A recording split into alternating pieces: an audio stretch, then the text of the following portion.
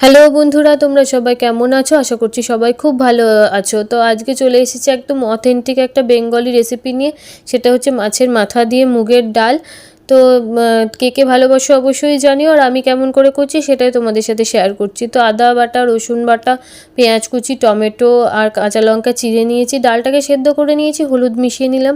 সর্ষের তেলের মধ্যে গোটা জিরে, তোমার শুকনো লঙ্কা আর গোটা গরম মশলা ফোড়নে দিয়ে তারপর দেখো পেঁয়াজ ভাজতে দিয়ে দিলাম। তারপর আদা বাটা আর রসুন বাটা দিয়ে তারপর টমেটো কুচুনোটা দিয়ে দিলাম। তারপর দিয়ে দিচ্ছি হচ্ছে তোমার জিরের গুঁড়ো আর একটু ধনের গুঁড়ো দিয়ে দিলাম।